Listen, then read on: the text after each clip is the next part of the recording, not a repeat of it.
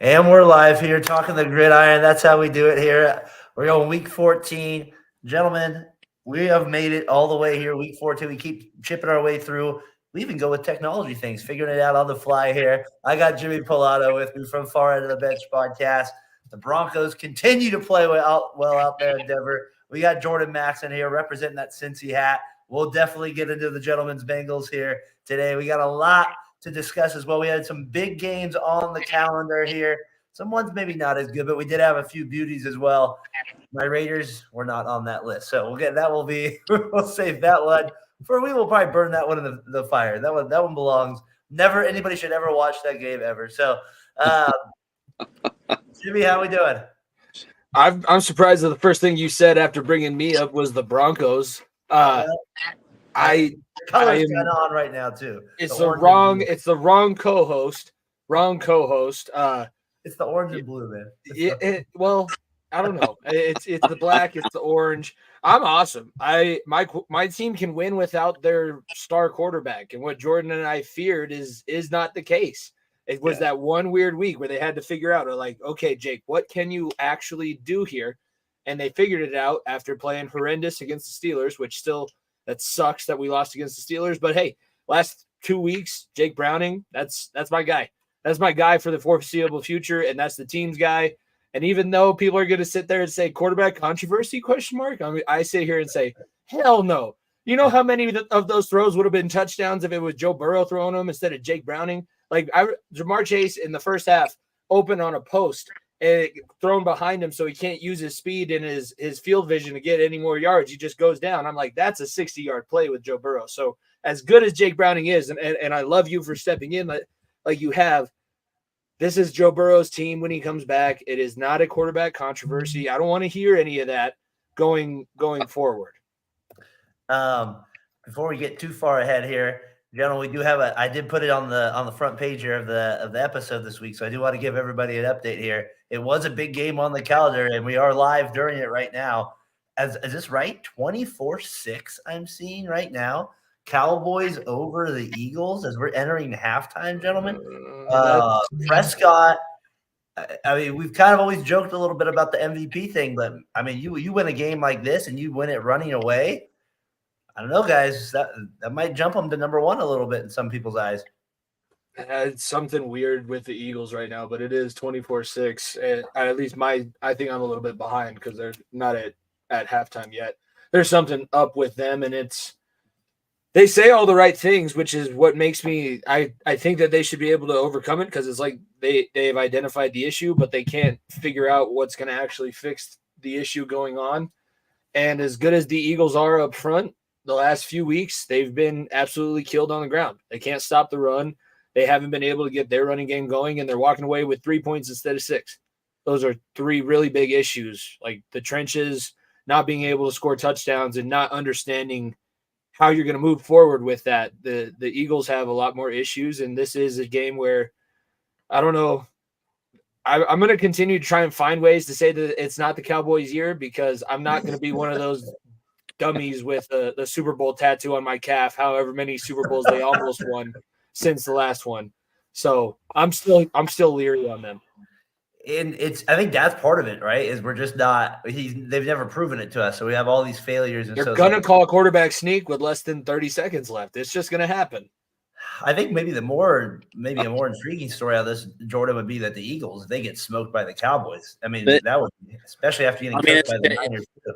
It's continuously turnovers. I mean, he had a fumble. He had a fumble on a drive that they should have scored 6 on, and then he threw a bad interception. Not long after that, and they're just constantly going 3 and out, 3 and out, 3 and out. So it's I don't know if it's a spell or the timing or up front he's kind of getting more pressure, but it's just a lot of Hurts is not playing the football kind of that we got accustomed to seeing. He's always kind of had a turnover issue with, the design play call for the runs, but consistently not being able to push the ball downfield when you have 2 outstanding weapons, it's kind of debacling to me. But the defensive side, you look at the trades they made. Bird doesn't look comfortable. He kind of came out in their nickel package. Now he has to play full-time safety. because their starter got hurt about a quarter ago. So you're seeing a lot of They've new had a ton faces. of I know injuries this year too. The linebacker from the Colts just making his debut. He doesn't look comfortable in the system yet. So I think they have a lot of moving pieces, through the kind of the midseason trades that they pulled off and some of the acquisitions from last year. A lot of their secondary is brand new outside the starting corners. So I think you're just kind of seeing that puzzle try to fit all together. I think they'll figure it out, but Dallas making kind of a smacking statement. I'm shocked at the score. I kind of thought Dallas would win this one, but I didn't think it was going to be borderline blowout. There's still a whole half left, but we'll see. Tyler, David Carr is wondering where Mariota is. Yeah, David Carr made a little news this week. Yeah, the Cowboys, though, it's surprising. Like I said, but the Eagles standpoint, the offense, right? Like the night Bosa went out and said it. It was like, I guess it's not giving away anything because you can watch it on tape, but he was kind of like they're predictable at moments, the Eagles, because of the way their read offense, right? It's 1, 2, 3. That's the way he kind of put it out. So it's not necessarily an easy offense when they're cooking, but also if your defense can stay in their gaps, especially the defensive line, it does give the secondary a little bit more of a chance. I thought that was interesting when he said that. So I don't know. Because we've been talking about this all the way back to that Thursday night game where they barely won against the Vikings, and we all had, is this issues for the Eagles? And I really do think they lost their 2 coordinators from last season, and it just has never come together and never gelled. You've had different people out with injuries at different times, and the new trades, the new guys that they bring in via off the street, I think they would be good players. But now you're in the crunch time of your season. They said it before the broadcast tonight. They could drop down to 5 if they lose this game from the number 1 seed. And you don't really have that time to marinate those guys that you just brought in, but that's going to be the way that it has to move. Leonard is not going to look the part of middle linebacker in this offense or defense for another couple of weeks. And don't you think maybe also too, in the NFL, other than other sports, you don't really want to be trending that far down. It's hard. It was great because you were figuring out how to win terrible games, but now you're now we're losing, and not just losing these terrible games. Not losing the games where we probably should have walked away with 1 or 2 more losses on our record. We're getting absolutely mollywopped by teams that people were comparing them to us. We were the comparison 2 weeks ago, and now it's totally flipped. Prescott right now, 157 yards, 2 touchdowns. Hurts 7 for 13, 92 yards in the air. Lamb 5 receptions, 65 yards and a touchdown so far. We'll keep you updated on that as we did hit halftime there, 24-6. Gentlemen, games of the day here. These teams are only allowed to play close games. Bills and Chiefs comes down to the wire. This time, the Bills. And the coach, I thought he died for a second. He was down. I thought they get this man some oxygen. Get McDermott some oxygen. Get him a wheelchair. Get him off the field. I don't know if you guys know this. He was an All-American wrestler in high school. I can see it. This short little strong. I only say that every time because they say that every time that he's on the screen. I've heard that stat a billion times because the Bills have had all the Jim Nantz and Tony Romo games. As a wrestler in high school, McDermott has a lot of toughness. Jim keeps that one in his back pocket all the time. That one's always in his back pocket when he needs that. But another close game, right? The Bills do pull it out. The defense is able to make enough of a stop with it. What do you guys make of that as the Bills, Chiefs? Let's start with you, Jordan, as I get our guy Nico on here from the other far end of the bench podcast here. Surprise! Well. He's back. Here we go. Where's the Stone Cold music, Nico? I thought you were going to have that queued up. I was listening and I saw Chiefs talk was coming up, so I just was ready to jump in right on the moment of a dime. So, but yeah, no, Kadarius Toney does not have a job tomorrow. Tyler, what are you talking about? No, I think you're finally seeing the free agency kind of catch up with the Chiefs. They've been playing close games all year, dating all the way back to the Jets, which I'm sure we'll touch on them later. But that really, the offensive tackles being new, it's finally shown its ugly head. Missing all their receiving weapons throughout the last couple of years. People said, "Oh, you can replace it." Last year, they kind of did some patchwork on it, but it's not the same offensive power, and you're seeing teams honestly not fear them. You look at and it's so enjoyable. Denver, It's so losing to enjoyable. Denver Jordan. and getting punched in the face. I mean, that's kind of been their tailspin since then. And back-to-back weeks with losses, you're finally seeing the sideline implode. The defensive players are yelling at the coaches. The coaches are yelling at the defensive player. Mahomes is slamming his helmet. Now he's singing it's Mahomes completely is bitching different. at everybody he can find. Oh, you didn't just let him play, ref. Well, a couple weeks ago he was singing the other way. Oh, you can't. You got to call that. You got to call that. So I think everything so far. It's art. And, so far offside. So far offside. It's not even but it doesn't matter. That's your job as a receiver. You look at the referee and you point at him, and he will tell you good or scoot back. You're too far. So and they have that issue with the defensive end, right? 3 years ago or something like that. Yeah, Frank Clark. Yeah, that same thing with it. What did you? That would have been a magical play. It was awesome. I was like, holy shit, he actually pulled it off. He's been talking about this on his podcast for the last 4 months. Holy shit. Taylor Swift's going to write a song about this. She still might write a song about this. She still might, because now there's that good tragic angle that she's able to go at it from. I'm going to get smacked the next time I see my girlfriend. They should have paid Tyreek Hill. I mean, it's shown its rear. It's shown its head, man. Oh, big time. Nico, I'm assuming you're enjoing the Chiefs. I wanted to sit back, let everyone get their 2 senses out, because obviously I have a lot of strong opinions about how the officiating, how Mahomes is acting, and everything going on. First off, there isn't a more entitled right now team than the Chiefs. They think that they run the league, and Mahomes and Kelsey think because Taylor Swift is sitting in the stands wearing red and yellow that they run everything and that they're the whole show. That's what they think they are, plain and simple. And to go on national TV and in a post-game press conference and say, oh, the ref's got to call that one back. I'm sorry. I tweeted this out from our account. If you think a referee should pick up the flag he threw before as the play was just beginning, right? Ball snapped, he throws a flag. You think a referee should go back and be like, you know what? That was a pretty sick fucking play. That was pretty sick. Pretty damn cool. I think I'll pull this flag up for them real quick because shit. That's pretty damn cool. I'd be like damn Steve Ballmer out here. Like, does he really want him to be like, you know what? Like, that's pretty damn cool. Let's pull the flag because the rules don't fucking matter once the Kansas City Chiefs. It's so funny. It's so funny, right? They've lost 3 of the last 4. Don't look now. The Denver Broncos are 1 game behind you, motherfuckers. Like, come on now. It's crazy. It's crazy that they want to act as these entitled little sassy little bitches, excuse my language, but that's what they are. That's what they are. Mahomes was acting like that at the end of the game where you're coaching a team and you're like, okay, dude, relax. You don't have to I gotta calm down. I get arguing a pass interference, arguing a holding call. But I can't fucking argue that. What are you gonna do? You're gonna argue a guy standing a whole foot? But the neutral zone.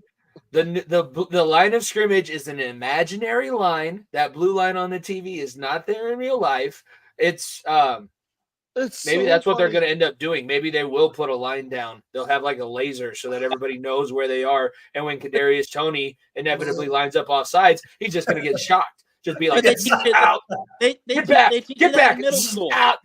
You always check with the ref. You always put your hand up, say, hey, am I good? Am I good? And that they're paid to tell you yes or no. F-side show, Bob, and all his crying, all the cheese. It was great there for a minute after that play, though.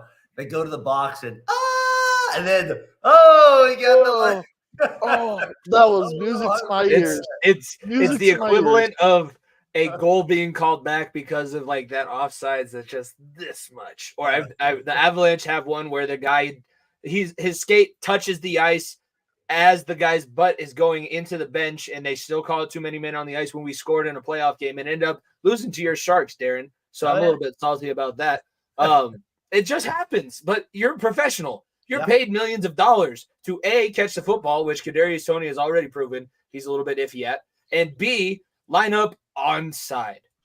I feel like that's a $500,000 mistake there. You're losing at home to a under 500 football team. Let's not forget about that. Your schedule, look, they were the number 1 seed in the AFC West last year, so they had played a number 1 seeded schedule.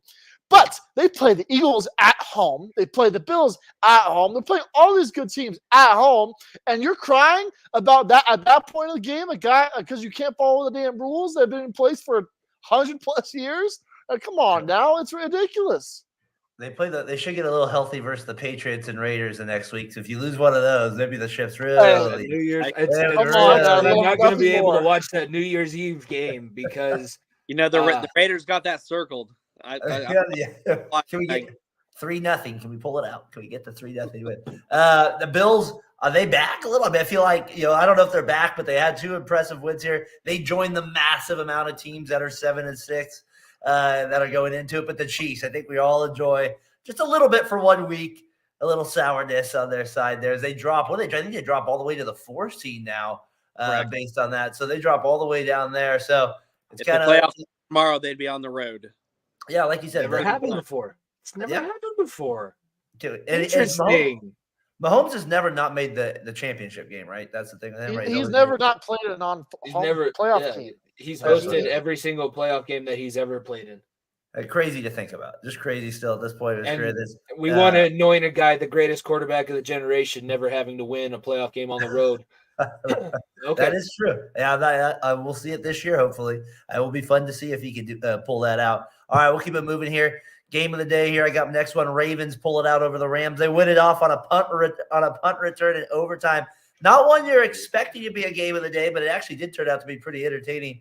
They were kind of going back and forth. The Rams ran the ball really well, which surprised me. The Ravens continue to be one of those teams that I'm just not sure about. Every week we talk about them. They're still not just making me cemented in there, but they pull out W's like this, right? Like they fight till the end, or they find a way even on special teams to get the W. The Rams, I thought, obviously that would have been a huge win for them to get over 500 there. So, any thoughts on that game there, Jimmy? It's frustrating because as good as the Bengals win was today, this and the Browns made it a little bit less. I don't know if I have too much hope of getting back where we need to be in the division. There are ways to beat the Ravens. I think that they over the last few years, what they've shown is that they're one of the easier teams to scheme up in the playoffs. So you can let the Lamar and have all of his video game numbers during the regular season. Once he proves it in a playoff game, I'll have to sing a different tune. But he has not had a performance where he's not spin cycling Nick Vigil in the playoffs. That just doesn't happen. Teams tighten up against him. They know how to stop him, and they kind of just let him have whatever he wants during the beginning of the season. That's kind of what the MO has been for the Ravens. So that's where I still think they are. They're a better team. They're leading the division, but that was I don't think that they should have been that close with the Rams if they're the number 1 team in the AFC North. That's fair. What do you think, Jordan? I'm kind of worried about them. Their passing game, they did it through the air today. I believe Lamar elapsed 300 yards today. OBJ kind of looked like himself. The rookie wide receiver they had kind of went off. They look like a good tandem going into the playoffs. We all know they can run the ball, but to see Lamar drop back 47 times and complete a little bit more than 50% of them, that's kind of, as a Bengals fan and as kind of a football fan, that's kind of concerning if he figures out how to keep slinging the balls. So I think it's more of a signature win that they had to score 30+ points, which that's not their MO. Their MO's grind it out, meat and potatoes. Whoever gets to past 20 usually wins against them, and that to see him win in a shootout, that's kind of eye-opening. I think that's a huge confidence boost for him going forward, and kind of scary for the rest of the league. Your thoughts, Nico, on the Ravens? I haven't heard your thoughts on them in a while. They're obviously the top team here. They just figure out they find out ways to win. Like that's what they're doing. Is like when it comes down to the regular season, like you lose games in the National Football League at the end of the season because you're either mentally stronger or mentally weaker. And the Ravens right now are mentally stronger than everyone they're playing. They're finding new ways to figure out how to win, whether it be the punt return touchdown, game-winning field goals, because they have the best kicker of this generation, arguably the greatest kicker of all time. Like they have things figured out, but I think Jordan hit the nail on the head. Is like, what are the weapons going to be when it comes to playoffs? What weapons are going to be scared of? Because obviously the big answer would be Mark Andrews, and he won't be there. So can you trust Zay Flowers? Can you trust a banged up OBJ? He looks healthier now, but he's still banged up. Like, can you trust those guys offensively in a running game that's still hot and cold? Like, J.K. Dobbins still, like, you still can't trust the weapons outside, and that's going to be the biggest problem for this team is. But if they keep finding out ways to win when it gets to the playoffs, they'll just have that much more confidence. But when you look at the weapons they have across the board, it's just tough to compete against the other top teams in the AFC. And they got Jaguars at Niners, Dolphins the next 3 games, and they finish with the Steelers. So so they'll have 3 games there where they're right at it. So that'll be interesting how that Niners Ravens game, I believe, is on Christmas Day as well. So that'll be a good primetime matchup there on Christmas Day here in a few weeks. Kind of get a good one there right there. And then we'll have to spend a ton of time, but it was a good game at the end. Tampa Bay, we were watching it with my son. We were in the pizza parlor. He had that one going with me. I had the Rams here. He was updating me with it. An ugly win at 6-7. I said they take the lead in the NFC South. The Bucs pull it out. They haul it in with Baker Mayfield. I don't know what it is. He is showing me a little something this year. He's got moxie. That's what they've said since he got drafted. He's got the moxie. He's got the Brett Favre swagger of whatever it is. He's going to make some team at some point very, very happy. And you mentioned that on I feel like maybe 4 or 5 weeks ago. You said correct me if I'm wrong, but it wasn't like he hadn't got a shot, but you felt like he hadn't got a true shot with a team like every year in and out because of the injuries partially and because of they always had a backup kind of ready to go to take his spot too. It's been kind of chaotic for him, but everywhere that he's gone, he's been at least able to be serviceable, which is it's saying something because now we've seen Russ struggled picking up 2 playbooks in the last 2 seasons. And that was what a lot of people thought was one of the smartest quarterbacks in the league. I think that it's a huge testament to Baker Mayfield that now he's been in Cleveland, won games for them, won their first playoff game in forever. He went to Los Angeles and won a game off of 5 days notice, which is what we were giving Josh Dobbs. I almost said J.K. Dobbins. Josh Dobbs so much credit for it, learning an offense in 4 days and getting a win. And this year with the Bucs, it hasn't been perfect. And granted, last time that the Bucs and Falcons, they should have had about this many points scored, but they had 4 or 5 turnovers apiece in the red zone. It's not perfect, but I mean, if you could put the right team around Baker Mayfield, I feel like you could win a lot of football games in the NFL. It's not like he's a lost toy that you have to try and put back together. He's the guy that can prove that if he learns your system and if he has the guys around him, if he doesn't get beat up throughout the season behind a bad offensive line, I feel like this guy in the perfect system, which is, I guess you could say that about a lot of people, but I don't know. Baker Mayfield's shown a little bit more than a lot of people. So Nico, 6-7 Bucs, 6-7 Falcons, 6-7 Saints. Who's winning that terrible division? I have to go with the Buccaneers because I think what Jimmy said was perfect. Was Baker Mayfield has the it factor that Desmond Ridder doesn't have. Fuck it, Derek Carr doesn't have that for you. Derek Carr doesn't have it, or Derek Carr / Jameis Winston doesn't have it, and Bryce Young or whoever the Carolina Panthers doesn't have it either. He has been the best quarterback in this division this season, and this is the division where he was the guy that just was the leftover because Brady left. That the Buccaneers thought, you know what, we're not going to be very good this year. Let's just have Baker run out there. We'll draft a quarterback, and then next year he'll mentor the young guy or whatever. Baker said, "Nah, I'm still here, dog. I can win you football games. Look, like I said, when you say winning football games, it's only 6 out of 13 games. Don't get me wrong. Yeah. It's not like winning meaningful football games, but you're winning games when you need to against teams that are also struggling. And that's one thing Baker has done is he has the balls to go out there and make the crazy plays and make the plays that he knows he can with his legs and with his arm that not the other quarterbacks in this division are scared of. Derek Carr's scared to take the top off Olave. Desmond Ridder can't throw a 5-yard out to Bijan Robinson in the red zone. Oh, you saw that too in the end zone. He has the opportunity to do it unlike anybody else. I was thinking about poor John and Mike here on Out of Your Falcon Line with that one. I think I could have made that one right there. Maybe that one I could maybe. That was a bad It's the worst throw that you can't – if you can't make it and you sign up to play quarterback, that's – because I had a couple kids in flag football this year that said, yeah, I could play quarterback. I said, okay, the one thing that you cannot do if you're throwing an out route, you cannot leave it to the inside because it will be picked, and most likely it'll be a pick 6 because you're kind of chubby and you're not going to chase down the kid that intercepts the football. So let's not do that. Just throw it out of bounds if you can't make the throw. I have these pulled up here. So Baker Mayfield this year has thrown for nearly 3,000 yards. He's got 18 touchdowns and 8 interceptions. Are you telling me that New York shouldn't have thought to bring him over before the trade deadline when you're looking at Zach Wilson / Tim Boyle, who barely eclipsed over 2,000 yards?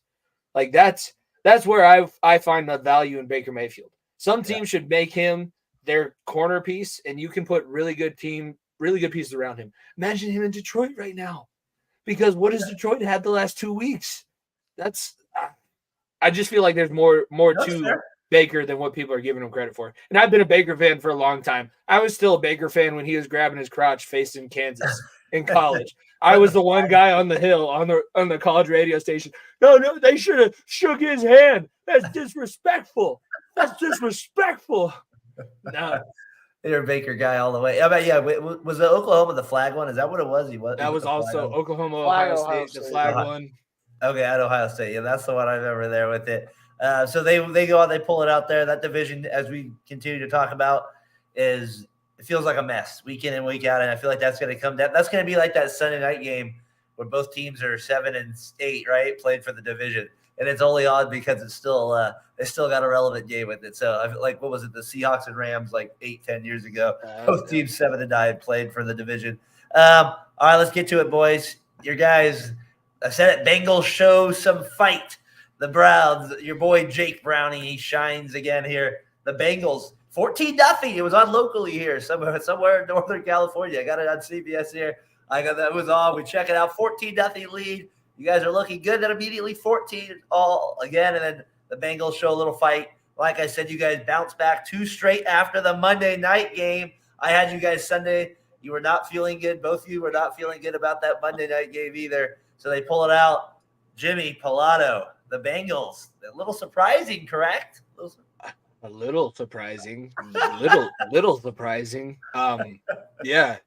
Because the last time this happened, it's not unprecedented for the Bengals to beat a team that everybody thought they were going to lose to on Monday Night Football with a backup quarterback.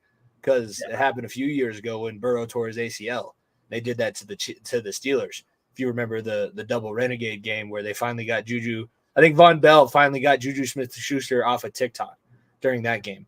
The last 2 weeks are a little bit surreal, and it's hard for me because here's the thing. I will say about today, it wasn't as perfect as the Monday night game was, and they still got a big win. The defensive line was getting after it, and when they needed a play at the end of the game because the Colts were going for it on 4th and 15, you have 2 stud defensive ends that can get after the quarterback in those big situations. 91 is a premier pass rusher in this league.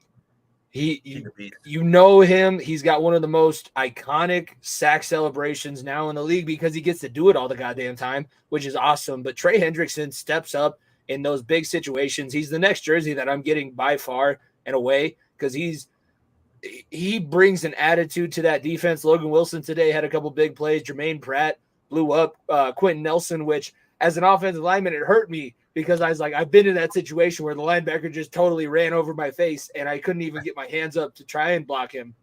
Jermaine Pratt had like 2 or 3 plays like that. The guys are stepping up and they're professionals. It doesn't take one person to run this team. So now I'm kind of having to go back on my commentary on the college football playoff game last week, where a quarterback going down shouldn't take you out of contention to continue to win games. Is Jake Browning going to continue to do this? I don't know, but I get a couple more weeks of exciting football. That's the thing. You guys get to watch some at least you got some games on the line here. You moved to 7-6. More importantly, you beat the team ahead of you as well. They're 7-6. You hold the tiebreaker over them now. The thing about you guys still, Jordan, is you guys have the weapons. Like, it's not like Browning's out there with like the Panthers' weapons. Yeah, you guys actually have like legit guys he can throw to in the NFL. And his what was it? Brown on that first touchdown, that screenplay, that little he's the fastest dude on the field. Holy shit! Teddy got away with one there, and I think Jimmy retweeted. I've been that offensive lineman that has gotten away with. So you admit there was holding on that play. My heart, no, he shoved the guy in the back. My heart sank when I saw it. But nobody else saw it. They were all looking at Chase Brown like, God damn, he is fast. And that little L1 juke move at the end. Okay. You forgot to give a shout out to BJ Hill with his second career interception today. He definitely that you want to talk about the most underrated trades in our franchise history. We gave up. All we traded was Billy Price, who was no longer even serviceable. Oh, Billy. For us to the Giants. Beautiful. That's beautiful. like a Joe Sakic level trade. But we definitely got to give a shout out to the offensive line. 0 sacks today when I'm sorry, I'm having a mental block. But hey, hold on one second. Hold your help there. Jimmy, when you get that, I wanted to ask you, when you get the headdress against jersey, do you have to get the long sleeve shirt right underneath it whenever you wear it? That seems like that's part of the deal. Probably required. And when I wear it, I'm going to have the cross eye black on. So it's going to be really weird when the Bengals play on Mondays and I'm wearing my 91 jersey at school. But he's the engine. He's the engine because when he has been limited or not there, that defense doesn't stand a chance. And right now the defense needs to be it's a tall task, but you need to be the no-fly zone. You need to be that next transcendent level defense. Tampa Bay from 2022 when they shut down Patrick Mahomes. You got to be on that level. So, like I said, is this sustainable? Who the hell knows? I did not know if it was sustainable when they had Burrow a couple years ago and they made that run all the way to the Super Bowl, and I doubted them every step of the way, and it's because of what I've been through as a fan. And Nico knows. I've told the story to a lot of different people. That Steelers wildcard game, I nearly had to take the week off of school. Nico knew I was writing checks with my mouth that the Bengals were about to cash. This close. AJ McCarron thrown to AJ Green for the go route, and it all went downhill from there. Nico, Colts, Browning, and the Bengals. Which team are you trusting more here to get to the playoffs? Well, sorry, the Colts, the Browns, and the Bengals. You said not the Browns, the Bengals and the Colts. Between those teams, it's absolutely the Bengals. I think the Colts are one of the most fraudulent teams in the league. It's crazy. They're 7-6. Their last 4 wins, they beat. They were on a four game winning streak before today's game, and the last 4 teams they beat are very untalented. They're 4 of the most untalented teams in football. The Panthers are obviously worst team in the league. Patriots scored 3 points a week ago. I don't care what they did Thursday. They scored 3 points a week ago. The Titans with Will Levis look like an absolute shell of themselves. They can't stop anybody on defense. And the Buccaneers, who we just talked about, look, we talk about Baker all the time. They're a 6-7 football team. They beat nobody in those 4 games. It's the Bengals 100%. And like Jimmy and Jordan have been saying, like, the Bengals are still talented around Browning. Do I think Browning can win a football game for them? No. Do I think their defense and the talent around him can? That's a possibility. I don't think Browning will go out there and outperform another quarterback, especially in the level the AFC quarterbacks are. But I think he almost did those against Lawrence last week. He did. He totally did. That's absolutely true. That's an aberration. Yeah, I just don't think that. And I think that's a big kudos to the guys around him. And like I said, guys like T. Higgins who will be out the door next offseason. Jamar Chase still having a great season with Browning too. Like I said, he has the talent around him. And defense is good enough for them to win a playoff game. But I don't think it'll be Josh Browning to win the football game for them. It's going to be somebody else to get to that point. And like I said, I believe that they have a much better chance than the Colts because the Colts actually have to beat some good teams to get there. The Steelers next week is going to be tough. They play the Falcons, who will be playing for their playoff lives, and then they still play the Texans against too at the end of the season. So I absolutely believe in the Bengals. I just don't believe in the Colts at all. I think they were just fraudulent up until this game. This game showed it entirely. Did you think the win against Baltimore was fraudulent a couple weeks ago? For the Bengals? No, for the Colts. The Bengals have not beaten. I'm looking at the Colts. They beat the Ravens in week 3 week 3 with Anthony Richardson. We're at week. Finished the game. We're at week 11. The Broncos are 0-3 and 1-5 at that point. I will stand up for my co-host right now. We get 0 Colts games in our market because they normally play at the same time as the Broncos. So he doesn't know what Gardner Minshew's been doing for the Colts. Even though he's a betting man and he should know what he's been doing for the Colts. That was a long time ago. The Broncos were a 1-5 football team at that point. Nico, this isn't that far off of a team. This isn't that far off of a team. Then beat the Ravens. And that was coming off the week where the Ravens kicked the shit out of the Bengals the week before. I just think that the week 3 Colts are a lot different team than the week, what are we, 12 right now, 13? The Colts, 14, I think it's not 14, whatever it is. I think it's a much, much different team, and I think that this week showed that more than anything. I think the Bengals offensive line is what's going to carry them, because the Colts came in with the second most sacks in the league. And with the Bengals offensive line gave up 0. I kind of had a brain dump there for a minute, but yeah, they hats off. I did not expect that today at all. Yeah. Colts, the Colts Bengals, they're in that mix with all those 7-6 teams here in the AFC. My brother's still talking about the Jets at 5-8 right now. Oh yeah. We might get into that for a second. I'm sorry there. Hey, shout out the Jets though. That really helped both of us. That was a big win. So that's helping us. Another 7-6 team here, the Browns, real quick. We'll move on to another team, but just wanted to mention them. Flacco, I call it the replacement, Jimmy, just for you. Like it's the is he coming in? Is he going to perform some magic? 3 touchdowns again today. He's 2-0.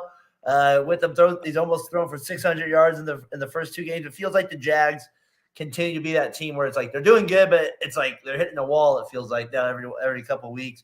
They obviously don't have the golf carts like we thought in Florida as well. Apparently, after that. The whole Lawrence thing walking off the field. That was kind of funny as well.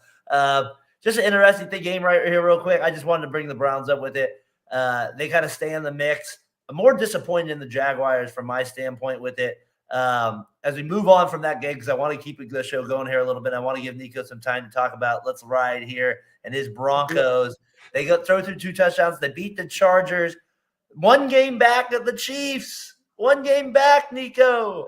Are you believing in this team? Is this a real thing? Is this the Colts? It's total belief. Look, all I have is belief. Okay, I don't think that this team will do anything. Okay, Nico is Ted Lasso at the Denver Broncos moving forward. I have belief written on my headboard, and I had it every Sunday morning and be like, you know what? I fucking believe, and that's all it is. Okay. Do I think that this team can win a playoff game? Hell no. Did I think this team had a playoff chance? Hell no. I sat here in week 6 saying, if this team doesn't fucking lose every game from the here on out, I'm going to riot. And I said, we need a tank for Drake May, tank for Caleb Williams, hell, even that far. And you rattle off 6 of the last 7. Like that is, or 5 of the last 6, whatever it is. Like it is crazy. And like I said, it's the toughest part of your schedule. That you've gone through. You beat the Bills, you beat the Chiefs, you beat the Chargers, who were a preseason darling. You've beaten some good teams. You lost to the Texans. Texans are a damn good football team. Yeah. Lost to the Texans last week. Like, this is the best stretch of football. And look, I don't know who has a better case for Coach of the Year right now than Sean Payton because of what he's done coaching circles on every single person he has played against. Because Brandon Staley is not going to have a job tomorrow morning because of him. Andy Reid got out-coached twice. Okay, this is the nail in the coffin because their playoff hopes are dead. He has out-coached every single team he has, and this is an untalented team, okay? Let's not be honest with ourselves. Let's be honest with ourselves. This team is not talented, okay? From top to bottom, there's maybe 2-3 dudes on this team that I'm like, you know what? Those could be dudes on a damn good football team. And it's probably Surtain, Sutton, and I would maybe say Miners and maybe Javonte Williams. Those are the 3 or 4 guys that I'm like, those are sustainable. Russ has been hot and cold. Judy can't fucking catch a ball or do a toe tap. Oh, that was terrible at that one. He's so bad. This team is not talented at all. I take P-Ron back if you think he's not talented. I would take P-Ryan too. Please. P-Ryan has done a good job, but he's not going to be a number 1 running back on a damn good football team. He's never been the number 1 running back, which is awesome. He's a great number 2, but he's not going to be a number 1 anytime soon. Both of you guys probably agree with that. Number 1 beer in the league. But I just embarrassed after that 70-point performance. It seems like ever since that game, right? They've been a different team, though. Dude, Darren, you don't know how hard it's been for Vance Joseph in Colorado since he was the head coach. You don't think that he looked at himself in the mirror after that 70-point win or that 70-point debacle that his defense put out there, and he's like, I played college football here. I have a lot of friends that still live here. I was the head coach here. If I'm a part of the worst loss in franchise history and do nothing to redeem myself, what am I as a man? Like, that was a gut check moment. And I like to give him credit because he's I mean, Nigo will give him credit too, because that's the defense has been what saved them the last few weeks, and you're doing it without a captain in Kareem Jackson, and the defense hasn't even. I mean, you're still finding gems in McMillan. McMillan is a guy that I think of like Cam Taylor-Britt last year. Like, where the hell did this guy come from? But he can cover pretty much anybody, and I feel pretty confident about it. Undrafted guy that is just dangerous off the edge. Like he can go and hit the quarterback with the freight train of an Ed Reed type player. And look, he's not Ed Reed, but the man can fly off the ball. And like I said, this defense, it's crazy to think that this team that give up 70 defense, it's the same exact defense. Like let's not talk to ourselves. It's the same exact personnel across the board, except Vance Joseph realizing who he has and what dogs he has on defense. And be like, you know what, we gotta play to our strengths here. That's rushing the passer and making the quarterback make mistakes. That's literally all they've done, because they've caused turnovers. They've made mistakes. They have the leading safety in all football in interceptions is Justin Simmons. Like they've made other quarterbacks look silly, plain simple. And after the Dolphins ran all over them, you had the Jets run all over you. And after the first Chiefs game where you lost, there was a really belief this defense would be like, you know what, we held Mahomes to under 20 points, not once, but twice. And the second time you held them under 10 points. Not many teams can say that in the NFL. And that momentum just carried into the rest of the season and getting this 6 of the last 7, or 1, 2, 3. Yeah, 6 of the last 7 win streak. So did I just see real quick? Did I just see a touchdown? I was gonna say thick 6 in the Sunday Night Football game. Fletcher Cox had the strip sack on Dak Prescott, and now they just returned it for the touchdown. So now it's an 11-point game with 10:41 left in the third quarter. I got it up here on the ticker here. I'll keep you updated there. People tuning in. I'll keep the score updated there. 24-13. As we had Nico, we're talking about the Cowboys. All right, let me put it to you guys this as we're kind of entering the third quarter of the show here, middle of the third here with it. All right, we talked about the Browns for a second. Broncos, Browns. Who are we taking playoff wise there? Jimmy, Broncos, Browns. You get those two choices. I would say the Broncos, because I trust the same thing that I said picking the Broncos over the Chargers on our show this week. I trust Sean Payton to stick to what he knows is going to win him games more than I do Stefanski, because he knows what his team is good at and what makes them win. And it's that running game, putting yourselves behind the offensive line that they've invested very heavily in. Sean Payton has no bones about making it the ugliest win possible. He will kick 18 field goals if it means that he wins the game, because he knows he's going to play good defense on the other end. And if you score every possession, unlike whatever analytics Brandon Staley likes to look at, if you score every possession, you actually put your team in a better chance to be able to win on the last possession of the game. And that's what they've done a few times this season. And then today it was actually like, okay, they've actually stomped on the Chargers' throat. They were waiting for it. When you have Easton Stick come in at quarterback, the Chargers were waiting for it, but come on, man. No, I think the Broncos right now over the Browns have the better chance to make the playoffs, and I trust them more because Sean Payton, Russell Wilson have no issue making it the most boring team that you've seen make the playoffs in the last 50 years. They have zero, like it doesn't even faze them. You could ask them directly to their face to be like, I don't care. It works. You can ask our fan base. I don't think we don't care either. I don't care. It's like being a fan of Iowa. You're like, we're going to score 10 points, but we're going to play damn good defense. Exactly. I don't care. It'll probably end disaster, but you know what? We'll win football games, and we'll be in a position to have meaningful football games to root for in end of December, beginning of January. That's all I've asked for 8 years. By the way, Cortland Sutton today becomes the first player since 2014 in a Broncos uniform to have double-digit touchdowns in a season, which was held by 2 players that season, Julius Thomas and Demaryius Thomas. That's how good that offense was. Come a long way with it. Jordan, real quick, you Browns or Broncos? Who you do believe in it more? I'm going to go the other way with this, and not to pick on the other two here. I say the Browns. The Browns defense. They're getting healthy in the secondary. The pass rush is still there. Joe Flacco's figuring it out. He's going to have 3 games under his belt. They still have the weapons. David Njoku is pulling his head out of his ass, playing some football. Last week he had a couple key drops. This week he more than made up for it. I believe in the Browns. I mean, look what they're doing with it. They're on their 3rd string right tackle. They had the rookie from Ohio State miss this week. They had their starter go out week 3. It just seems like guy after guy after guy steps up.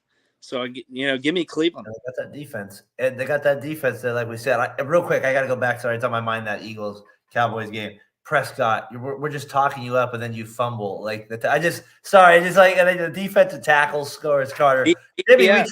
we tried at the beginning of the show to give him a little love. We tried. We'll see it. Yeah, no, I mean it's what Dak Prescott does. And by the way, that was a Tyron Smith that gave up the pressure that caused the sack fumble. So your best offensive lineman is what caused your biggest mistake so far tonight. That's not a good thing there with him. You got that happening with him. So Cowboys, we're at the third quarter, 10-minute mark there. We'll keep you updated, like we said on the show here, as we're moving through it. So we're talking Broncos and Browns there. Which quarterback or which team we trust a little bit more there? You guys both had the Broncos, Jordan, Browns. That's fair enough. With it, all right. News and notes part of the show as we kind of enter the third quarter here. Lions thumped by the. I mean, you talk about one where I'm starting to now. The Lions are kind of starting to fade a little bit on them now. I'm starting to really – the Goff thing is really now has me concerned. Was it your boy Mark Schlereth was doing the game today, Jimmy? So that one I had a lot on today too. And he was – he the one thing I found interesting what he was saying was the positive about the Lions is they rely on the – Goff is really good at the play action. Yeah, but I feel like that goes hand in hand, right? Like if that's what you're really good at, you better have these other areas beyond your game for you to be dialed in. And the Lions are, I don't know, they're just showing some bumps along the way a little bit. Their defense is kind of wearing down a little bit. Fields did play well. I thought manipulating the pocket a little bit, but I don't know. Lions can continue to concern me. As much as I would love to talk about the Lions because that's a team that I like the way they play. I like the way that they're built. It was unfortunately not unforeseen by a lot of people because the way that Jared Goff has looked and the way that they've fallen behind. I mean, they should have lost to the Bears the last time they played him on their schedule.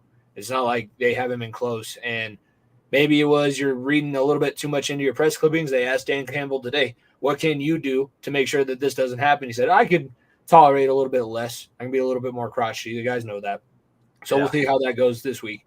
So now we're at the point where Dan Campbell is going to stop loving on his guys, and he's going to turn it into he's going to turn it from Ted Lasso to Led Tasso and start flipping tables and kicking balls at guys' heads. Maybe we'll see a different Detroit Lions team. This is a team that has everything that they need because I don't sit here and tell me that Jared Goff is the thing that's holding this team back. They can do whatever they want to do. They just have to execute, and they have to understand that they're not the most talented team that they're playing, not the most talented team on the field. Because Justin Fields and the Bears have a lot of talent, as bad as they have been, and as bad as they have been coached. I think that it's more to say about the Bears kind of – I don't know what they're trying to do, but they're showing something or showing the same thing that they always do. I thought Eberflus should have been fired a few weeks ago, but what do I know? I'm not an NFL GM.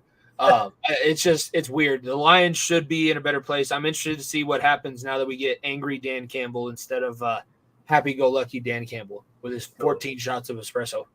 We'll see if he continues to be aggressive, Dan Campbell, and continue to go for it on every fourth down as well. They couldn't uphold it a little bit here. Jordan, the Lions, again, they just continue to be a little worrisome. I think you just see Jared Goff. I kind of say it week after week. He hits a ceiling, and they kind of come back down. And without the dominant run game behind him, if Montgomery doesn't go off, if that backfield doesn't go off, he struggles. He's not a quarterback that's going to go out and solely win you games.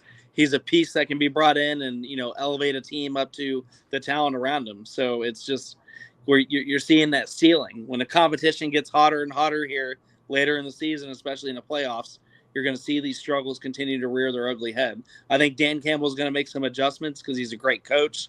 I know I kind of hope he goes Arlie Ernie on him and, kicks some boxes and makes people run around and, maybe throws a jelly donut out. I don't know. We'll see. But I think it's the same kind of song and dance for the Lions offense. It kind of centers around the pieces around him and the running game. And if they can't get that going, they're not going to go very far in the playoffs. Now, and they're 9-4, so I don't want to make it seem like they're 9, they're down there. But right. I think we're trying to compare them to the Eagles, Niners, Cowboys here. They had the chance to overtake all of them today. Yeah. They win. Yeah, you're right. They had it. They were right there with that. And they had a couple bad losses too. That was another thing. They lost to a couple teams they shouldn't have. They actually play your Broncos next week, Nico.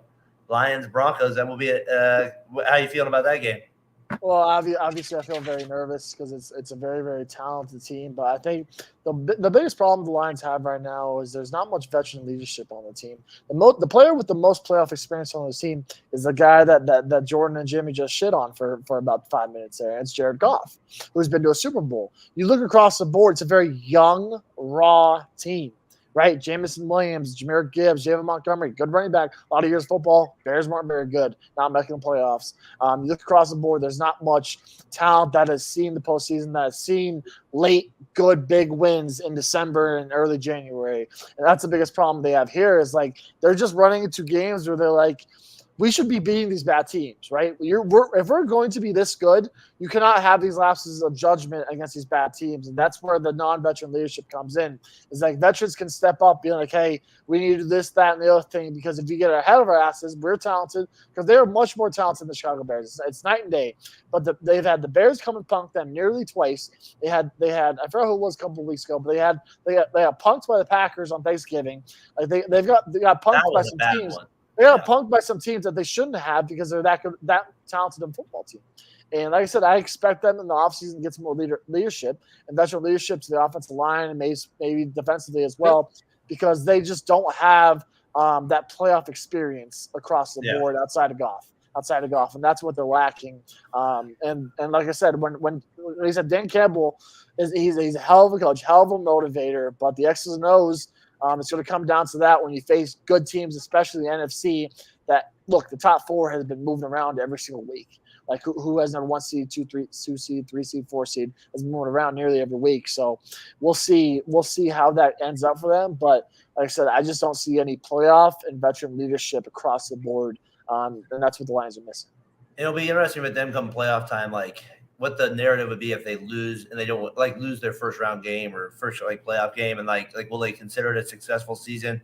Though, because the Lions really have never had a season like this where they're 9-4 in a long time. You know what I mean? Where you feel like they're making steps. So I'll be curious how their fan base handles that as they kind of move along forward with it. Dan Campbell, like you said, we'll see how his temperament changes as they kind of go along with it. Real quick here, Zach Wilson. We had to talk about that real quick. Your brother's Jets.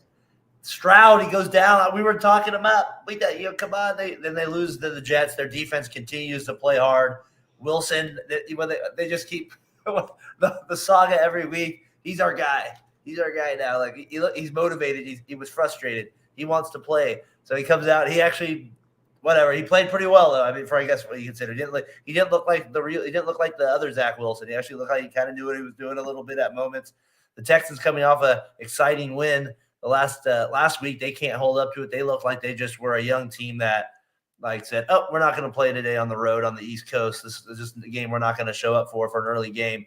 They laid really flat. I was actually pretty disappointed in the Texans in this game. I don't know. I just thought I was starting to kind of feel them a little bit, and then this loss makes me question it a little bit.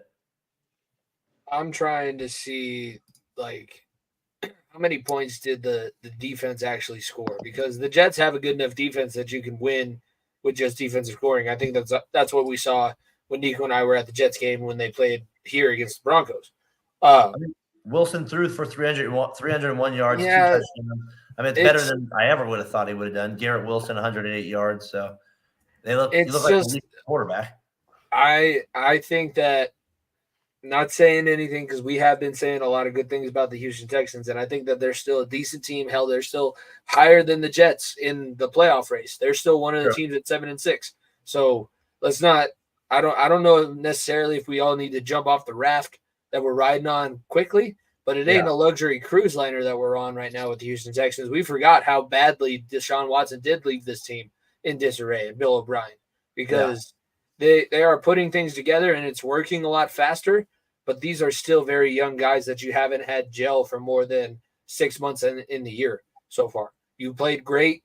You got to make sure that you don't let CJ Stroud hurt himself to the point beyond recognition during this season. I think that he's shown enough. You know that you need to build around him, but it's still like you have to pull yourself out of hell before you can actually fully get out. I think that's well said there, because I think it is you have to put in perspective what we thought they were going to be at the beginning of the year too. Did we even think they would have 7 wins at the beginning of the year? So I think that's a good point to look at. Nico, the Jets is Wilson again. Just Did you hear Rodgers kind of loves this guy a little bit too? I don't know what it is about him. Rodgers always talks has his back and everything too. Well, I mean that's what Aaron Rodgers brings to a football team is he believes in the guys around him. Look, Zach Wilson without pressure is one of the scariest quarterbacks in the NFL. It's crazy because let's not forget week 1. When Aaron Rodgers went down, everyone's like, see, the sky's falling, it's over. They won week 1. Yep. They beat the Bills week 1. On I think it was Monday night or Sunday Night Football, whenever it was. Without pressure, the Jets have no pressure right now. They threw Trevor Siemian in there. Their playoff hopes are basically dead outside of a Hail Mary miracle. Zach Wilson said, fuck it. I'm just going to go out there and do whatever I can. And I don't know if it's Aaron Rodgers calling the plays or Nathaniel Hackett, but Nathaniel Hackett only has a job in this league because of one man, that's Aaron Rodgers. And that's not showing you why, because Zach Wilson has an arm. He had an arm at BYU, but it's not an accurate arm. And at this point, Zach Wilson's saying, I'm playing to keep my job as a backup next year. That's all I'm doing right now. I'm playing to hopefully be on this team next year, and if not next on the Jets, maybe somewhere else. And he said, screw it. I'm just going to do whatever I can to sling the ball as far as I can, get the ball to playmakers like Garrett Wilson, who's a damn good playmaker in the open field. And that's all he's done. Like I said, there's no pressure on him right now. They're not making the playoffs. They're not eliminated, but it's going to take, like I said, it's going to take a lot. And just say, why not? I think that's what Aaron Rodgers is telling him too right now. Is like, dude, I know people are saying stuff in the media. That's the New York media, plain simple.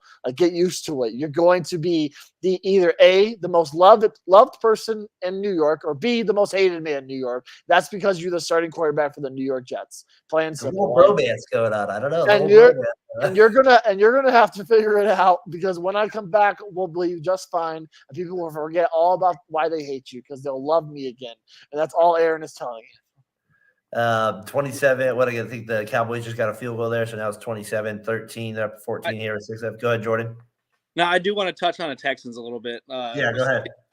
With CJ Stroud being a rookie and losing his number one wide receiver and weapon that he told the organization to draft after he was drafted himself, he looked completely lost today without Tank.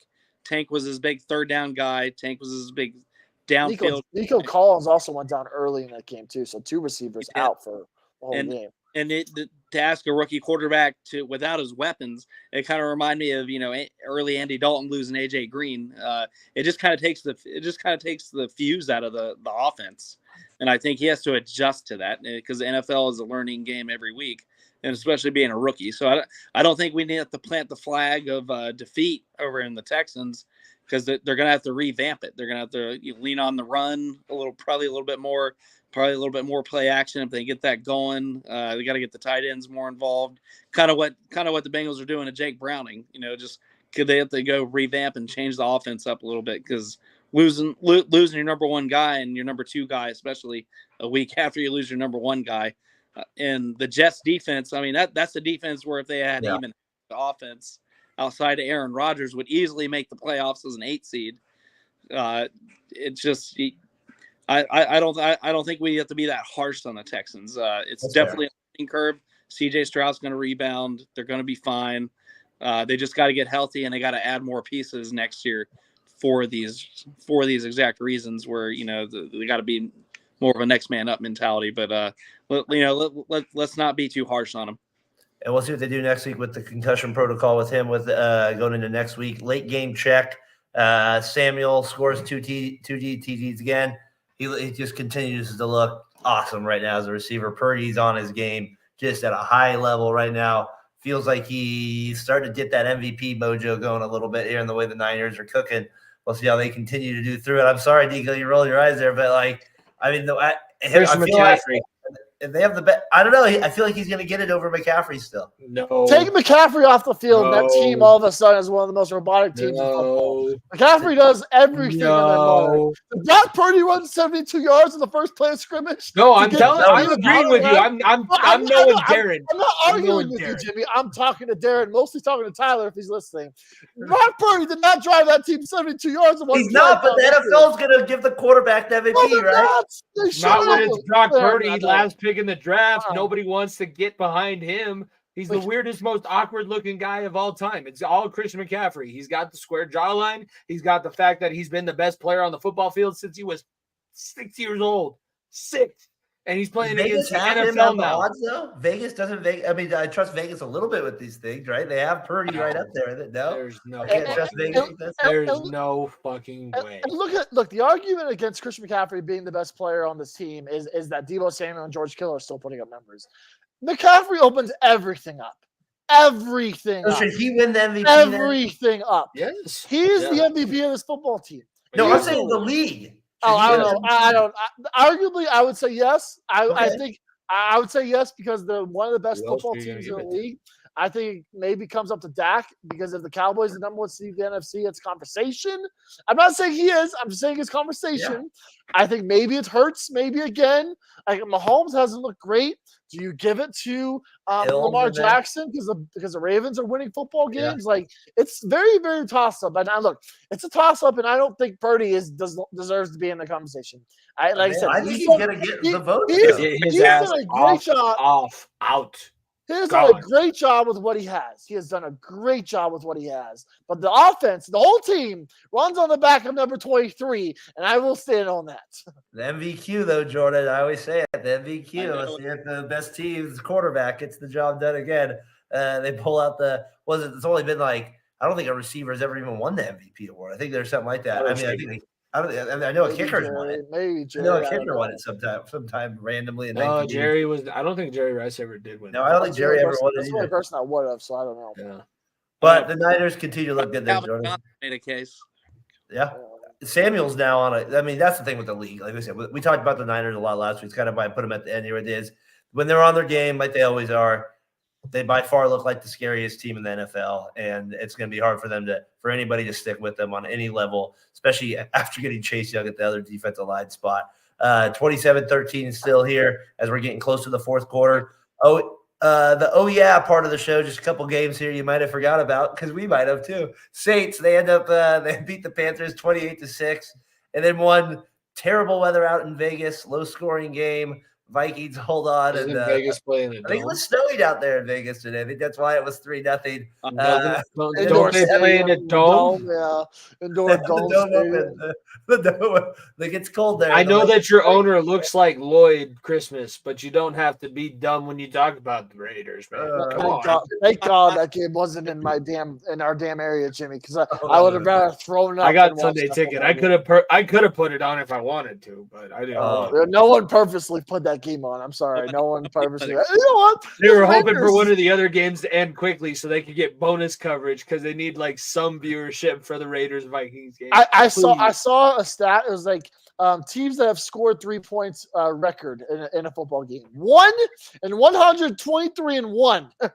So they're the only team in NFL history that's won a football game 3-0, and I think that probably was Scoregami. I don't know if it was, but it's the only team that's ever done it. And the other non-loss was a tie. So it's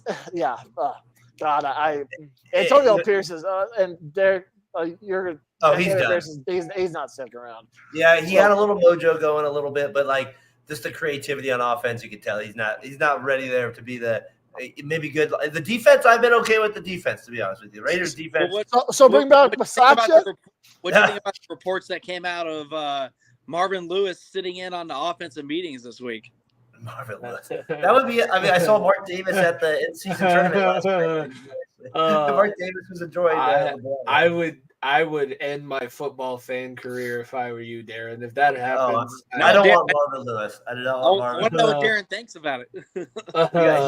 Hugh Jackson. Jordan, I'm gonna cry. You're gonna legitimately make me cry if you continue to say that name. Hey, maybe you can go get Bill Belichick. I heard he's on the outside. Patriot. That one makes me feel better. I won't cry over him. That Patriot way worked pretty well down there in Oakland or Vegas now. Oh, God. The Raiders are a complete mess. They continue to be 5-8 now. Vikings, I don't know. They're kind of a mess too right now. They get the win, but that's one where I don't know how you feel. As a coaching staff, you're like, yay, I guess. All right, so we got the win there. There's a defense, I guess you're fine. Standings check here as we kind of get through it here. As I'm looking at the AFCs, I'm going to get it up on the screen here just so everybody can get a a good look at the standings here. I'll go to the conference with it. Ravens hold that 1 seed. Dolphins obviously can tie them up tomorrow. Right now, Browns, Steelers, Colts are holding that 5, 6, 7 seed in the AFC. Move our way to the NFC. You have the big 4 there: Eagles, Niners, Cowboys, Lions covering that up. And then you got the Vikings, Packers, Bucks kind of holding down the next 3 seeds there record-wise. So lots to play out here. I mean, I feel like, I guess next week is that kind of that should be a little separation. Now that we have all these teams at 7 and 6, I feel like that might be the week where we start to see, all right, now we're starting to get that 1-game lead a little bit here. We should have a few teams start to drop out. So I'll be curious what the big news. We'll see what the Dolphins can do tomorrow. I don't think we're crossing any teams off the list though today, Jimmy. I think we're good today on teams. I think there's nobody there that's kind of quite. And the Seahawks, I feel like might be getting close. We're on the list. Shoot. We haven't decided if there's an ability to take the team off the list. We put them on like week 6, I think, after the Dolphins. I understand that. I completely understand that. So if it was after the week you said you were going to fade them for the rest of the season, they went on the list. Look, if you did that week 6, I do not blame you at all. At all. Not one bit. They were the second team put on the list. Of course, they were early. Probably the first. I would not blame you at all. Yeah, we had them on there very early on the list. I think the Panthers and the Panthers and Patriots were officially eliminated. So if you want to big X to it, can we put the Jets on there, because I just want to make sure. Shameless plug. We're having our Bowl Pick'em show on Tuesday. My brother's the defending champion, and I'm trying to get in his head. So let's put the Jets on the list, because he was trying to walk me through the mall today, the crowded ass mall that's been the most crowded during Christmas that I've seen since the pandemic. He's like, you know what? We won 30-6 today. If we win next week, the week after, and Zach Wilson is like, shut up, dude. Just accept your fate. Accept your fate that you have no shot at the playoffs this year, and move on to next year. That's what you got to be doing. I want to raise my hand, because I think 2 teams on the list can still make the playoffs. Jimmy heard it from me on our show this past week. I think the Packers are making the playoffs. They were on there early too. I'm sure they were early, but they have a very, very easy schedule the next 5 games, including Monday night against the Tommy fucking DeVito New York Football Giants. Okay? The Packers can go on a little bit of a run here, and I think that they're a playoff team. They would be in right now, and we would be shamed for putting them on the list. I'm going to say, Tommy DeVito's going to bury Jordan Love behind the fucking. Come on, Tommy. I would love nothing more than 2 of those teams make the playoffs, and I think everyone knows what one team is. And I think the Packers will be one of them. I think the Seahawks might be coming up next on this list, though. I feel like they're getting close. They're getting. Wait a second. Drew Lock threw a touchdown pass. He did. At first, I was like, "Who's that guy?" But I was like, "Oh, that's their boy, Drew." That guy out there. Their boy Drew's out there. So I think that's in the stadium, and all of a sudden he turned into Peyton Manning. Is that Buzz Lightyear? Oh wait, that was the other failed backup. Buzz Lightyear. So we got the list. It was funny, Nico, get your perspective on it, because you haven't seen the list. So it was good getting the outsiders thought of it. With it, we got the Packers, Broncos. There's the one that's making us a little nervous. Every other team I'm fine with outside. Look, wait the Broncos, the Packers. Every team on the list has won a game within the last month. Oh boy, we're in trouble now. Some of them have won too. Like the Cardinals beat the Steelers last week. The Bears just beat the Lions. The Panthers are the only one that I think we could definitively just keep on there. Patriots. Our guy Rev can't be feeling very good after the Cardinals lost to the Cardinals into the Patriots back-to-back at home. You talk about Rev. I was thinking about you, my man, Monday, watching that one. Probably throwing up watching that Thursday night game. 21-0 by Zach. There was a football game Thursday night. Oh, I didn't watch. People hit each other. Jimmy, I was watching AEW Rampage. I was watching the in-season tournament. I didn't know there was football on Thursday. I was watching professional wrestling at that point. That's what they call those 2 teams. CM Punk come back, baby. Yeah, that's what they call American football. All right, here we'll get to the Monday night part of it. Who you got? It sounds like anybody taking Thomas? Or is it all Packers here? Everybody going Packers? Or when the moon hits your eye like a big pizza pie. Nico, Packers? Yeah, I'm on the Packers. I think cover? They win by 6? What's the spread? 6? Oh, that's ugly. I don't know. I don't know. In New York, I don't know if Jordan. The Giants have no defense. I don't know about the cover, but I'm definitely taking the Packers. All right, got it. I had to That pick has away. I'll moved, say 'cause when we Packers were making cover, our picks, it but was 6.5. 6.5. All right, move to 6 a little bit here. 36. Tommy DeVito effect. Jordan, It's Packers, they pull it out. Giants show any life? I think it's a close game. Give me the Packers by 3. Jimmy, can we get a little It's Italian ugly. flavor here? Is it No, all, it's all love? ugly. I think Yeah, that if all right. it's We really tried. ugly, then yeah, the Giants should be able to pull it off. But I want to see Jordan Love win, but Tommy DeVito outperform him. I don't know what it. You know what it is. I have 2 Italian flags in my classroom. Everybody knows what it. Everybody knows what this is. I watched all 10 seasons of The Sopranos, rewatched them again before I went to see The Many Saints in Newark. It's I still gotta watch that series, but I always see the YouTube clips. I feel like I've seen the show, but I'm also Italian. I've never seen that show. Are you in the mafia? No, I'm in sanitation. I'm in waste management. It's a stereotype and it's offensive. Jimmy, you might have a little acting career there. We might want to stay. No, that's just Jimmy's family. I was dreaming in Tony Soprano's voice. I was watching so many episodes. That's just it's not an accident. That's Nico's seen the video. I have a cousin whose house still looks like it's 1940, all the way down to the green carpet and the covers on the sofas. And when I was standing in there going to the bathroom, it was Frank Sinatra, the bigger the figure, the more the figure, the bigger the figure, the bigger the figure, the more the figure, the better. I wish I could give Jimmy props on his acting skills, but that's literally his whole family. That's his real life. Literally his whole family. That's literally his real life. I'm not acting. I'm acting when I'm not talking in the accent. I'm actually a decent actor the other way. So we got all that Packers there. Well, I'm hoping for the Giants because I want the Packers. I want that to stand up. I don't want our list to get ruined. I want to make sure we don't blow any of that. So I'm sorry, Broncos too. Got to stay to that. Titans, Dolphins, another barn burner tomorrow night. Doubleheader. These weird doubleheader Monday night games that are a week 14 matchup. And we get 2 weird games, both starting at 5:30 out my time, 5:20. I mean, just kind of, I don't know. I don't get the whole thing anyways.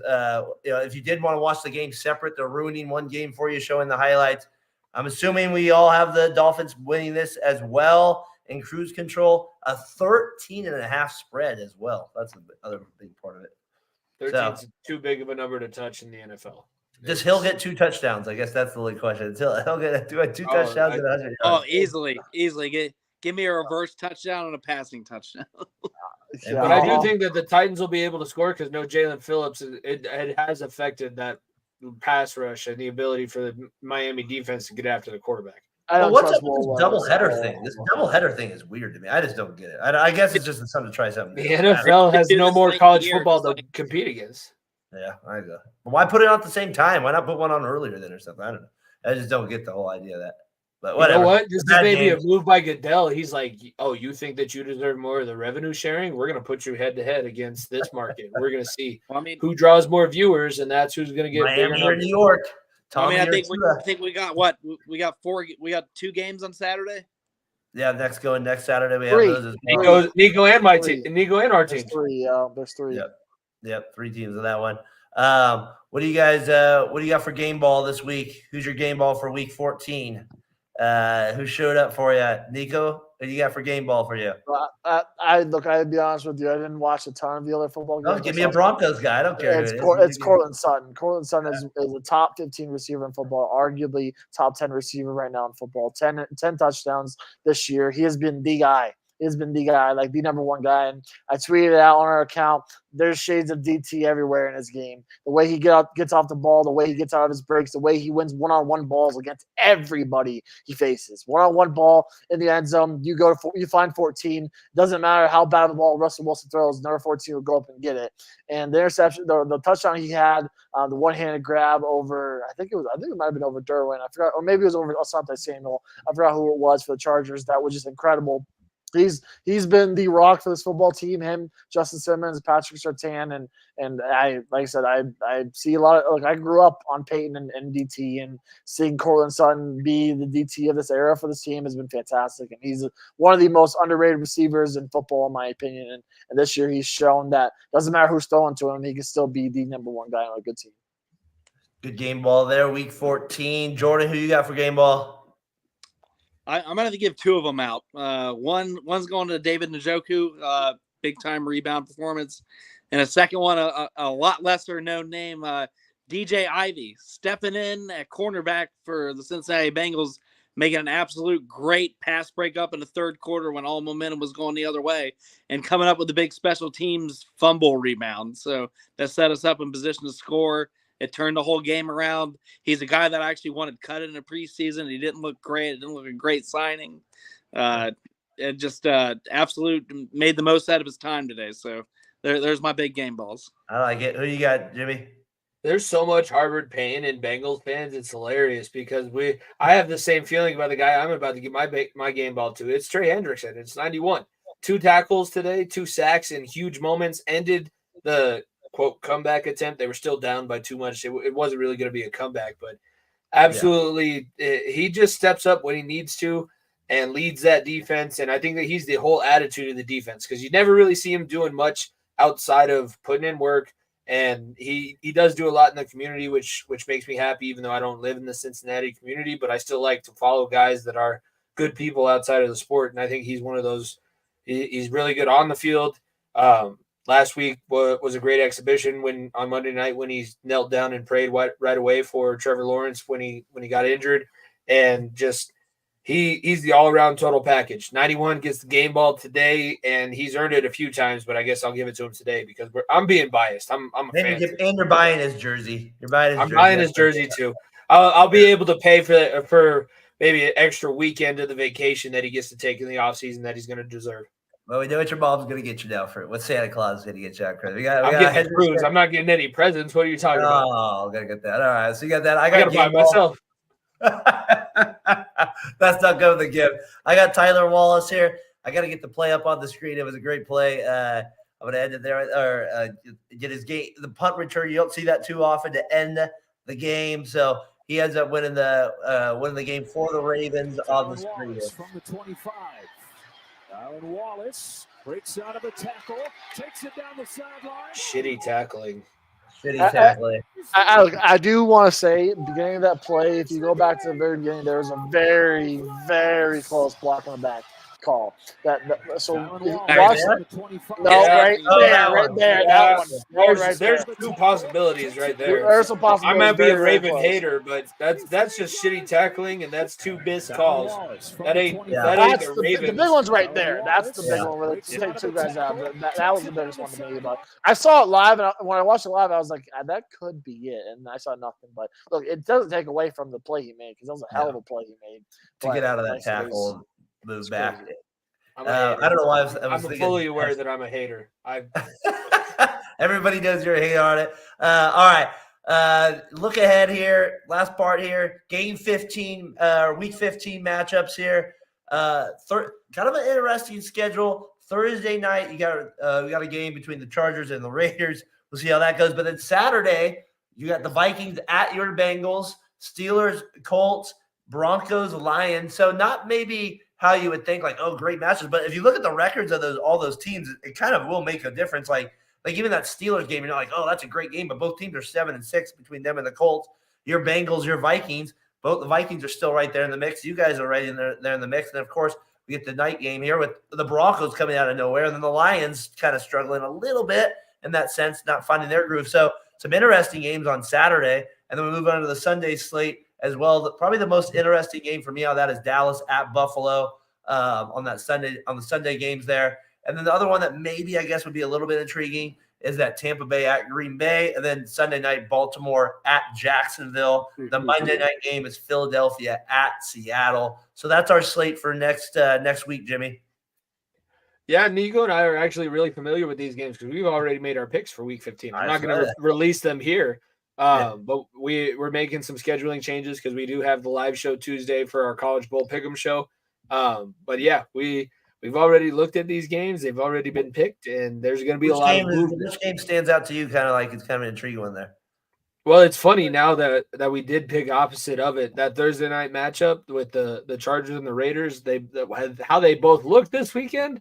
I'm like, oh, that's even more of a toilet bowl than I actually It's anticipated. going to be Easton Stick versus Aiden O'Connell. Bite me. I'm doing something else. No, I know that we're not watching it. I didn't say that we were watching it. I'm just thinking that it's hilarious that we both. These Thursday night games are turning into what should I watch tonight other than football?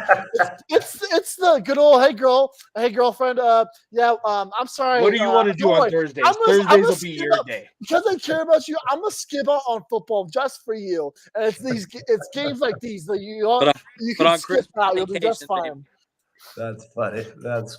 Like I said, Lions Broncos. We kind of briefly talked about that. That'll be a good game there this week. We'll see that Baltimore Jacksonville Sunday night game. Kind of an interesting one in some ways when we're doing this game when we're doing it next week. Just from the Jaguars, we didn't get much into them, but we've talked about them a lot. Are they going to hit this wall? So we'll see what the Ravens do next week. That'll be kind of an interesting game as we're on the air. You guys, like you mentioned, Jimmy, you guys are doing the Pick'em show. It sounds like you've already recorded that. I look forward to checking that out. Oh, it's live Tuesday at 7 p.m. Mountain Standard Time on our Tuesday, YouTube channel. 7. All right, I'll be there for it. I'll be checking it out. You guys will roll through that. You guys always make that show fun. I'm assuming the champ is going to be there as well. We're returning the champion and Jeremy, right. both guys that have been on the other 3. And then we're also going to have an extra bonus episode. So that's where we made our week 15 picks. We did it a couple weeks ago where we re-released the episode after the Avalanche won the Stanley Cup. This upcoming Thursday, you're going to hear our week 15 picks, our preview a week ahead of time. And then you're also going to hear the replay of when the Nuggets won the NBA championships. You're going to get to hear Nico's celebration if you're a new listener from VSN, or if you're a new listener over to our show, or if you just want to relive the glory days and see where our takes were at that point. That's what I did with the last one, because the last one was 2 years ago. So I wasn't a teacher at the time. We had just signed Russell Wilson, and I was like, oh, yeah, Denver just gets all the best athletes. John Elway, Joe Sakic, Russell Wilson. Was comfortable putting those 3 on the same exact level, and now I'm kind of looking back at it like, oh, shit. Follow at FEOTB Pod. That's the content that we have coming out for you. The Pick'em show is one of the best that we do all year. You guys are going to enjoy that one. We'll talk betting. Jeremy is an Ohio State fan, so we're probably going to have to talk the selection process again for the third time in the last 3 weeks, but that'll be fun. And then we'll probably get into a few as we kind of make our way through this on Saturday night. We'll kind of add in a few games here. If we'll react to a few big college games here on Talking the Gridiron. Nico, it's fun having you on the show this week, man. Thanks for joining us. I appreciate it. Like I said, all the Chiefs stuff I saw on Twitter going about, and then I saw the Broncos, getting a little bit of hatred for beating basically having a 4th home game and going into the Los Angeles / the Denver Chargers, the Chargers Arena, SoFi Stadium, mini Mile High Stadium, as we like to call it here. It's fun to talk football again. That's all I'm gonna say. It was very, very shitty for a long time, and like I said, when you have both Jimmy and I's teams both good right now, it's fun. It's very, very fun because, like I said, we're arguing over getting the last playoff spot. When I'm telling you, be like, hey, we don't have anything. You can't steal it from us because we're hoping for we're throwing Hail Marys just as much as you are. So it's fun to have 2 good football teams, especially when you also have one of the best hockey teams in the league and obviously the best basketball team with the best basketball player in the world. They weren't good enough to win the NCAA tournament, though, Nico. So LeBron last night. I'm gonna have to get you on with Doug on our double podcast. Hey, let me know. I could go off on the in-season tournament all that. We will be talking next week. I'll be sure to check in with you that. Where are the goggles for the in-season tournament? I was like, but you got a game in like 2 days from now. All right, so that was that. Far into the bench. Make sure you check those guys out.